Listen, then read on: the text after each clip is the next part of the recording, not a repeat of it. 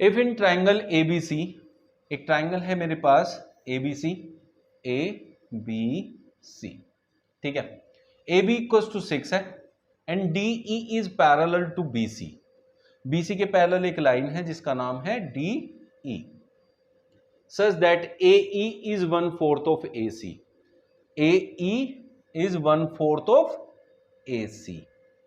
ये अगर पूरी 4 है तो ए ई 1 है, 1/4 का मतलब ये होता है। तो इट मींस अगर ये 1 पार्ट है तो नीचे वाला कितने पार्ट्स हैं? 3 पार्ट्स हैं। तो इसको किस रेशियो में डिवाइड कर रहा है? 1:3 में कर रहा है अगर देखा जाए। Then the length of AD, आपसे एडी की लेंथ पूछी है। देखो समझना भाई, अगर ए इस पूरे का 1/4 है तो एडी भी तो इस पूरे का 1/4 होगा। सिंपल सी बात है कि नहीं है? ये 1 3 ये 1 कुछ भी जो मैंने चेंज किया है ये समझाने के लिए, उसका यहां कोई रोल नहीं है। रोल क्या है? अगर ये लाइन इस पूरे का 1/4 है तो ये अगर पूछा है तो ये भी पूरे का 1/4 होगा, और पूरा है 6 तो इसका 1/4 होगा कौन? एडी। एडी क्या हो जाएगा इसका? 1/4, दैट इज 1.5 डिवाइड करके आया, तो ऑप्शन सी आपका करेक्ट आंसर हो गया। समझ में आ रहा है? ठीक है ना। अब एक चीज और समझो, अगर 1:3 समझाया है तो 1:3 का भी तो कोई रोल होगा ना। तो ये 3 पार्ट्स है और ये 4 एक पार्ट है, तो ये 1 पार्ट है, ये 3 पार्ट्स हैं, और 3 + 1 4 पार्ट्स मिलके कितना इक्वल है? 6 के। तो 1 पार्ट मुझे चाहिए क्योंकि यहाँ 1 पार्ट है, 1 पार्ट है तो 4 से डिवाइड कर दो, 6/4 दैट इज 1.5। अगर मेरे को ये चाहिए होता तो मेरे को 3 पार्ट्स चाहिए होते, तो फिर इसका 3 टाइम्स हो जाता। सिंपल सा लॉजिक है, समझ गए? तो ऐसे कर लो या वैसे कर लो, जैसे आपको ज्यादा आसान लगे। In figure if AD by DC, देखो AD by DC, अब ये जरूरी नहीं होता कि ऊपर से नीचे का रेशियो दे, नीचे से ऊपर का भी तो रेशियो दे सकता है, दे सकता है कि नहीं दे सकता है? तो वही उसने दिए, AD by DC is equals to BE by EC, BE by EC। ये किसको बताता है? Converse of BPT.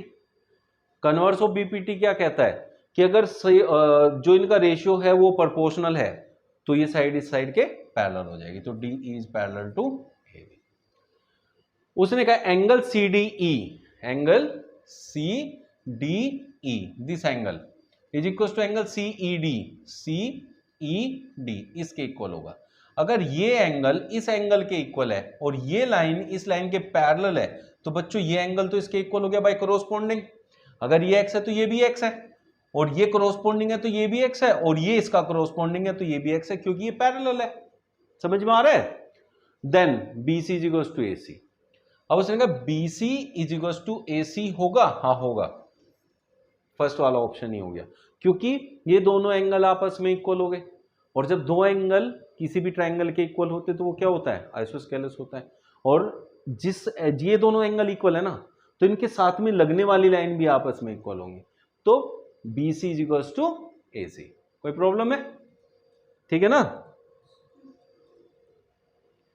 In given figure DE is parallel, DE is parallel to BC, तो बीपीटी थ्योरम हम यहां अप्लाई कर सकते हैं। ठीक है ना। AD upon DB, AD upon DB का रेशियो दिया है 2/3। अगर यहां 2 पार्ट्स है तो यहां 3 पार्ट्स है, टोटल कितने पार्ट्स हो गए देखा जाए तो? 5 पार्ट्स। उसने कहा AC इक्वल्स टू 18 है, ये पूरा 18 है, और पूरे कितने पार्ट्स हैं? रेशियो की बात करें तो कितने पार्ट्स बन गए टोटल? 5। तो 5 पार्ट्स इज इक्वल्स टू 18, तो 1 part will be equals to 18/5। ये कितने पार्ट्स वाली लाइन है? 2। ये कितने पार्ट्स वाली है? 3 पार्ट्स वाली। कौन सी फाइंड करनी है? AE फाइंड करनी है, तो 2 पार्ट्स फाइंड करने हैं। 1 पार्ट इज 18/5, तो 2 parts is twice of this. ठीक है, तो इट विल बी 36/5, 7.2। अब ये क्या हो गया हमें तो कुछ पता नहीं चला, है ना रिदव? तुझे भी नहीं आया? आ गया? देखो, जिसको नहीं आया वो देखो बेटा, ये 2/3 है। क्या है? AD अपॉन DB का रेशियो क्या है? 2:3, तो इनका रेशियो भी 2:3 ही रहेगा, 2:3। ठीक है। अब अगर रेशियो को मैं कन्वर्ट कर लूं, जैसे इसको मान लूं 2x, इसको मान लूं 3x, तो इन दोनों का सम पूरा ये बनेगा, और ये कितना दिया हुआ है 18, तो it means it is equal to 18, तो 5x is equal to 18, x is equal to 18/5। अब आपसे पूछा है AE क्या है 2 के रेशियो में, 2 मतलब 2 इंटू एक्स, तो इसका ट्वाइस कर दो, दैट विल बी 7.2। अब समझ में आए? ये ओरली करने का तरीका था ये वाला, ठीक है। In triangle ABC is similar to EDF, एक ट्राइंगल है ABC और ये EDF के सिमिलर है। चलिए, and triangle ABC is not similar to DEF, ABC जो है DEF के सिमिलर नहीं है, दिख रहा है वो तो नहीं है, हमने उसी अकॉर्डिंग बनाया भी है corresponding. Then which of the following is not true, कौन सा ट्रू नहीं होगा? तो यहां देखो ये क्या लिखा है BC into EF, BC into EF और AC into FD, AC into FD। देखो सिंपल सी एक बात समझो, ये BC इसकी साइड है, इधर से मैं AC अपॉन में ले आता हूं, BC इस साइड की, इस ट्राइंगल की साइड थी और AC भी इसी ट्राइंगल की साइड थी, तो इसके अपॉन में ले आया इधर क्रॉस मल्टीप्लाई करके, और इधर FD अपॉन में EF उसके अपॉन में ले गया। अब देखो BC ये वाली साइड, AC ये, तो इन दोनों का रेशियो दे रखा है, तो इधर किन का रेशियो बना FD और EF का, तो सेम रेशियो उधर भी दे रखा है, तो ये क्या है ट्रू है, ये गलत नहीं है, तो फर्स्ट ऑप्शन इज ट्रू। उसने पूछा है कौन सा गलत है, तो पहला तो ट्रू है, दूसरे पे चलता है। समझ में आ रहा है ना कैसे मैंने फाइंड किया? बस ऐसे ही करना आप लोगों ने। यहां से AB इस वाले ट्राइंगल की साइड है, तो मैं उधर से इसी साइड, इसी ट्राइंगल की साइड उठा के ले आऊंगा, वो कौन सी है AC, AB अपॉन AC। अगर मैंने AB अपॉन AC लिया है तो इधर क्या होना चाहिए ED अपॉन EF होना चाहिए, ED अपॉन EF, तो ED तो ये बचा हुआ है और EF अपॉन में चला जाएगा, तो सही है, तो ये भी क्या है आपका ट्रू है। कौन सा पूछा उसने? नॉट ट्रू पूछा है, ठीक है ना बेटा। नेक्स्ट में यहां BC दिया हुआ है, BC इसमें आता है, तो BC वाली साइड इसके अपॉन में ले आता हूं, वो कौन सी है AB, तो हमने बात कर रहे हैं इसके अपॉन में ये इक्वल्स टू, इधर क्या बचा EF कहां है यहां है, और अपॉन में क्या जाएगा DE जाएगा, लेकिन मुझे अपॉन में क्या चाहिए था BC, ऊपर क्या चाहिए था BC, और इसके ऊपर क्या है EF, तो ये तो कोरोस्पॉन्डिंग नहीं हुए, तो यही फॉल्स है, तो इसलिए ऑप्शन सी आपका आंसर होगा। ठीक है, समझ में आ गया कैसे फाइंड करना है ऐसा, तो जब भी ऐसे देगा तो आपने ऐसे फाइंड कर लेना है। It is given that triangle ABC, देखो जो भी आज हम MCQs डिस्कस कर रहे हैं, बस ये 15 MCQs अगर हमें अच्छे से आ गए तो इसका मतलब सिंपल ये है कि इनसे रिलेटेड क्वेश्चन बनते हैं, इनसे जो भी एक्स्ट्रा क्वेश्चन बनेंगे चाहे 1500 क्वेश्चन बन जाए उससे कोई फर्क नहीं, सभी इन्हीं पे बेस्ड होंगे, ये अच्छे से सीख लो, सबके आंसर इन्हीं से आएंगे। ठीक है, उसने कहा it is given that triangle ABC मैंने बनाया इज सिमिलर टू DFE, तो उसी के अकॉर्डिंग कोरोस्पॉन्डिंग तरीके से मैंने उनके नाम लिख लिए। ठीक है, उसने कहा angle C is equal to 50, ये 50 है, तो ये दोनों सिमिलर है तो ये भी 50 होगा, फिर तो है कि नहीं। AB इक्वल्स टू 5, ये 5 है, AC इक्वल्स टू 8 है, this is 8, and DF is equals to 7.5, ये 7.5 है, then which of the following is true. क्या कहा है, क्या कह रहे हो बेटा आप? ट्राइंगल E, एंगल A कहां पे लिखा है, ये वाला, अच्छा एंगल A 30 है, ओके क्वेश्चन में दिया एंगल A 30 डिग्री है, चलो ये भी लिख लिया। तो ये दोनों मिलके 80 हो गए और तीनों एंगल का सम कितना होता है 180, तो ये दोनों कितने होंगे 80, तो ये कितना बचा 100, तो B 100 है तो F भी 100 होगा। ठीक है, F 100 है, F 50 है, तो ये तो गलत हो गया, बात समझ में आ गई, इससे पता चल गया। D हमारा कितना है 30, ये तो सही है, और D यहाँ 100 नहीं है, ये भी गलत हो गया। उसने पूछा था विच इज ट्रू, तो अब इन दोनों में से कोई ट्रू बनेगा, है ना। तो अब आपको ये कितना दिया है 8 और ये कितना है 7.5, अब हमारे पास f की वैल्यू कितनी बोली है उसने 100 और यहाँ d की वैल्यू कितनी बोली है 30। ये दोनों ऑप्शन सही हो सकते हैं ना, हो सकते हैं कि नहीं हो सकते हैं। अब आप ये देखो इन दोनों का रेशियो, अब हमारे पास d की वैल्यू पे सब कुछ मैटर करता है। वैल्यू हम इन दोनों में से किसकी निकाल सकते हैं, AC की पता है तो D की निकाल सकते हैं, और यहां किसकी दे रखी है EF की, वो तो हम फाइंड नहीं कर सकते अभी। समझ में आ गया, तो ऑप्शन बी आपका करेक्ट आंसर हो जाएगा। रेशियो कैसे बना, आपको क्या चाहिए DE, तो D का रेशियो मैं ले लूं इससे, किससे DF से, दैट इज 7.5। मैंने DE लिया था तो AC लेना पड़ेगा, दैट इज 8 डिवाइडेड बाय 5। इसको काटू तो कितनी बार जाएगा, DE इज इक्वल्स टू ये कितना हो जाएगा 12। तो 8 की जब मैं मल्टीप्लाई कर रहा हूं 1.5 से तो कैसे करेंगे, 1.5 का मतलब होता है 1 टाइम लेना है, 8 को 1 टाइम लेना है, 8 हो गया। 0.5 का मतलब है 8 का हाफ लेना है, 8 का हाफ कितना होता है 4, ऐड कर दो 8 और 4 12, तो आंसर हो गया 12। समझ में आ गया, तो ऐसे करना है। D and E are respectively the points on the side AB and AC of triangle ABC। एक ABC बना लिया, ठीक है। D and E are the points on AB and AC पे दो पॉइंट है D and E, such that AD is equals to 2, ये 2 दे रखा है बेटा, BD is equals to 3, ये 3 दे रखा है, BC 7.5 दे रखा है, and D is parallel to BC। चलिए बिल्कुल सही बात है। अब आपसे DE की लेंथ पूछी है कितनी होगी, D की लेंथ पूछी है, कौन बताएगा कैसे निकालेंगे, आप बताओ,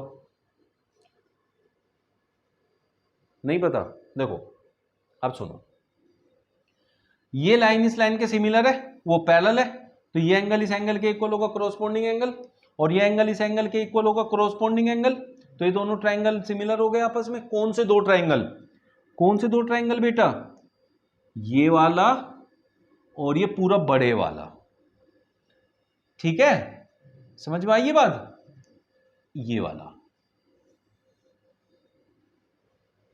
अब आपने फाइंड क्या करना है, ये वैल्यू फाइंड करनी है, तो मैं क्या कर सकता हूं कोरोस्पोंडिंग साइड्स का रेशियो ले सकता हूं, क्योंकि पैरेलल है तो कोरोस्पोंडिंग साइड का रेशियो चलेगा, तो ये क्या होगा 2 डिवाइडेड बाय DE, या मैं कह लूं DE divided by 2, DE divided by 2। इसकी ये वाली साइड ली अपॉन में ये ली, तो इस बड़े वाले में भी क्या करूंगा, बड़े वाले में भी क्या करना है बेटा मुझे, AB अपॉन AC। देखो अब मैंने यहां DE ली, पहले ये ली अपॉन में ये लिया, तो इसमें भी ये लेना पड़ेगा पहले 7.5 डिवाइडेड बाय, फिर ये टोटल लेना पड़ेगा इधर की साइड, इधर की साइड कितनी है 5 है, तो इसको डिवाइड करो, इधर उल्ट मल्टीप्लाई होगा, तो DE is equals to 1.5 to 3, तो आंसर क्या आएगा 3। ऐसे करना है, समझ में आ गया, नहीं आया, देखो फिर से देखो बेटा, आपको ये साइड फाइंड करनी है, तो इस ट्राइंगल के अंदर मेरे को ये साइड पता करना है, तो ये, और मुझे क्या पता है, जो पता करना होता है उसको ऊपर रखा, और जो मुझे पता होता है उस ट्राइंगल में से उसको नीचे रखते हैं। ये पता है मुझे, ये 2 है, 2 इक्वल्स टू, अब ये किसके सिमिलर है, बड़े ट्राइंगल के सिमिलर है, तो बड़े ट्राइंगल में क्या है बेटा मेरे पास, ये बड़े ट्राइंगल में, तो इसमें मैंने क्या लिया था, छोटे में ये साइड ली थी, तो बड़े में से ये साइड लूंगा ऊपर, डिवाइड में मैंने इधर वाली साइड ली थी, तो बड़े ट्राइंगल की इधर वाली साइड कौन सी है, ये 3 + 2 5, सोल्व किया तो D कितना आ गया मेरा 3। ऐसे कर दे, अब आया समझ में। ट्राइंगल PQR, एक ट्राइंगल है मेरे पास PQR, ठीक है, S and TR points on side PQ पे तो S है और PR पे T है, S एंड T, चलो ऐसे मैं मान लेता हूं, respectively such that ST is parallel to QR, तो आ गई ये पैरेलल, मैंने बनाई पैरेलल थी, ज्यादातर पैरेलल ही देगा, इसलिए मैंने उसी के अकॉर्डिंग पहले ड्रॉ कर लिया। If PS is equals to 4, ये 4 है, चलिए PQ इज इक्वल्स टू 9, ये पूरा 9 है, PQ कितना है 9, तो ये तो 5 हुआ ना एक तरीके से भाई, 4 + 5 कितना होता है 9, and PR is equals to 4.5, PR कितना है, अब एक बात बताओ आराम से मेरे को एक चीज समझाओ, ये पूरी कितनी है, ये पूरी कितनी है 4.5 और ये पूरी कितनी है 9, तो इसकी हर एक कोरोस्पोंडिंग साइड इसके हाफ है। तो अब पूछा क्या है, पीटी पूछा है, ये पूछा है अगर ये पूरी बड़ी इस पूरी बड़ी के हाफ है तो ये इतनी इसके हाफ होगी, दैट इज 2। समझ में आ गया? देखो कितनी मार आया है, 14 में आया, 15 में आया, 16 में आया, 17 में आया। तो इससे आप ये समझ सकते हो कितना इंपॉर्टेंट क्वेश्चन है। ठीक है, बस ऐसे करना है। नहीं आया? ठीक है। Triangle ABC similar to triangle DEF. ABC is similar to DEF. AB is equals to 4 है, BC इज इक्वल्स टू 3.5 है, CA इज इक्वल्स टू 2.5 है and DF is equals to 7.5 है। पैरामीटर ऑफ DEF, इसका parameter पूछा है। Parameter क्या होता है बेटा? Sum of all sides. तो इसकी सारी साइड्स पता करनी है। अब मेरी बात को समझना आराम से, ये बताओ ये साइड कितनी है और ये कितनी है? इसके थ्राइस है ये वाली साइड, इसके थ्राइस है ये वाली साइड, तो इसका पैरामीटर इसके थ्राइस होगा, इसके पैरामीटर के थ्राइस होगा। देखो दो तरीके हैं, या तो इसकी सारी साइड फाइंड कर लो और सबको क्या कर दो, ऐड कर दो, वो क्या होता है पैरामीटर। लेकिन पहले फाइंड करनी और फिर ऐड करना, उससे बढ़िया क्या है, जो पता है उनको ऐड करके उसका थ्राइस कर दो, उसका पैरामीटर आ जाएगा। तो ये कितना है? 3 2 5 1 6 4 10 और उसका 3 टाइम्स कर दूंगा तो 30, इसका पैरामीटर आ जाएगा। तो ऑप्शन डी। तो मुझे पैरामीटर इसका फाइंड नहीं करना है, पैरामीटर इसी का फाइंड करना है, बस जितना टाइम्स है फिर उसका उतना टाइम्स कर देना है, हो गया पैरामीटर। समझ में आ गया? अब सर निकालना पैरामीटर था आपने तो साइड के अकॉर्डिंग निकाला। बेटा साइड और पैरामीटर सेम रेशियो में रहते हैं। समझ में आ गया? क्योंकि जब साइड सारी सेम रेशियो में रहेंगी तो पैरामीटर तो साइड का सम होता है, तो ऑटोमेटिकली सेम रेशियो में आएगा। क्लियर हो गया? इन the given figure find value of x, x की वैल्यू फाइंड करनी है। अब यहां अब एक प्रॉब्लम है, वो क्या है? उसने ये नहीं बताया कि ए बी क्यू आर के पैरेलल है या नहीं है। ट्राइंगल का क्वेश्चन है और अगर ऐसे दिया है और आपको ये नहीं बताया कि ये इसके पैरेलल है, 2011 में आया था क्वेश्चन, तो कंसीडर कर लेना कि वो पैरेलल होगी। समझ गए? कंसीडर कर लेना पैरेलल होगी, ऑप्शन मैच कर जाएगा, आंसर आ जाएगा। कैसे? अब देखो ये क्या है, अब x फाइंड करना है तो सेम थिंग वो ही चलेगी। वो क्या चलेगी? 2 अपॉन में 2.4। अगर ये पैरेलल मान लेते हैं हम, तो ये दो पैरेलल है तो ये दोनों, ये छोटा और ये पूरा बड़ा आपस में क्या हो जाएंगे? सिमिलर। पीछे सिखाया ना भाई, ये एंगल इसके इक्वल हो जाएगा कोरोस्पोंडिंग, ये इसके, और दो एंगल जब आपस में इक्वल होते हैं तो ट्राइंगल क्या होते हैं? आपस में सिमिलर। तो इसके अपॉन ये क्या लिखेंगे हम? 2 अपॉन में 2.4 इक्वल टू, यहां क्या लिखेंगे? x अपॉन में क्या लिखेंगे? इन दोनों का सम, क्योंकि फिर मुझे पूरी बड़ी साइड चाहिए। तो कितना होगा? 3 2 5 और 1 6। समझ में आया कि नहीं आया? इसको इधर ले आओ, 2 इंटू 6/24। ये पॉइंट हटा के मैं ऊपर ले जाऊंगा एक 0। ठीक है, 2 से कितना आया? 12, 12 से कितनी बार जाएगा? 5। तो x की वैल्यू कितनी आ गई? 5 आ गई। क्लियर हुआ कि नहीं हुआ? बेटा सुनो, आपको अभी एक ऐसा क्वेश्चन मैंने पहले भी सिखाया था वीर, अभी फिर से समझ लो। लेकिन देखो बेटा, अगर ये साइड इस साइड के पैरेलल है तो बीपीटी थ्योरम लगेगी, और बीपीटी थ्योरम ये कहती है कि अगर ये इसके पैरेलल है तो इनकी साइड्स आपस में सेम रेशियो में होगी। लेकिन किन की साइड बेटा? इस छोटे ट्राइंगल की और इस बड़े ट्राइंगल की।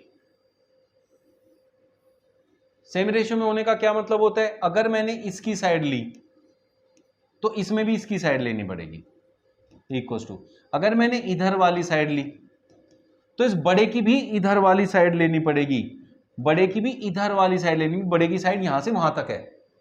तो जब इन दोनों को ऐड करके मेरे को मिला तो कितना मिला? 3 2 5 और 1 6। ये कितना आया? 0.4।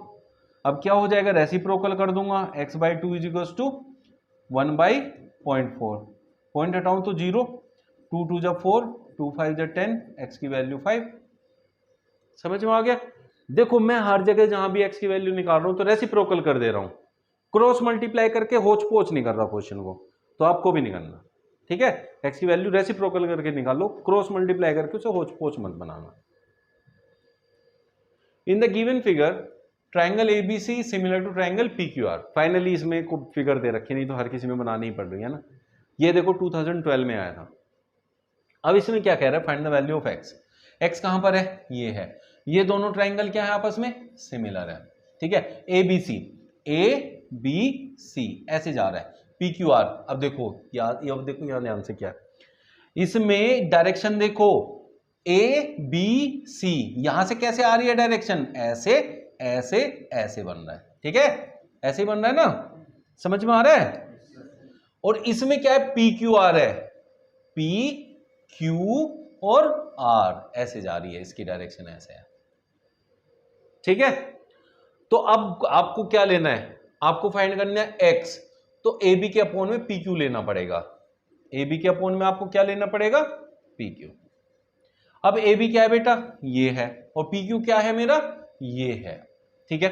चलो इक्वल्स टू, मैं यहां ले लूं बीसी, तो बीसी इधर लिया, ऐसे चला, मैं इधर से आके ऐसे चला, तो इधर से जाके मुझे ऐसे जाना पड़ेगा, ये यहां से नाम ले लो, यहां से मैंने बीसी लास्ट के दो लिए, तो यहां से क्यू आर लेना पड़ेगा, ठीक है। ऐसे आप जो भी सिमिलर करके यहां नाम दिया होता है उसमें से निकालोगे तो ज्यादा आसान भी रहेगा और एक्यूरेट भी रहेगा, कभी गलत नहीं आएगा। तो यहां से वैल्यू रखनी है बस। ए बी कितना है मेरा, ए बी है 6 बाई पी क्यू कितना है बेटा, P Q is 4.5 equals to B C कितना है बेटा 4 डिवाइडेड बाय ये कितना है x है, ठीक है। मैं क्या करूं, इसका रेसिप्रोकल लूंगा पहले, तो 4.5 ऊपर 6 नीचे, इधर x ऊपर 4 नीचे, 2 2 जा 4 2 3 जा 6, 3 से 1.5 और 2 टाइम्स होएगा तो 3 इक्वल्स टू x, जो कि ऑप्शन डी में मिलेगा। क्लियर हुआ। ऐसे करके आपने ना ये एमसीक्यू अटेम्प्ट करने हैं भाई, 15 एमसीक्यू है बस, ये 15 एमसीक्यू कर लो। अब ये 15 एमसीक्यू के सारे देखो, सबके कॉन्सेप्ट थोड़े अलग अलग थे, तो इससे क्या पता चलता है कि सारे क्वेश्चन मतलब इन्हीं पे बेस्ड बन सकते हैं हम। तो ट्राइंगल में यही है और इन्हीं पे बेस्ड क्वेश्चन बनेंगे, ठीक है। मिलते हैं नए सेशन में नए क्वेश्चंस के साथ, जो कि होंगे कल।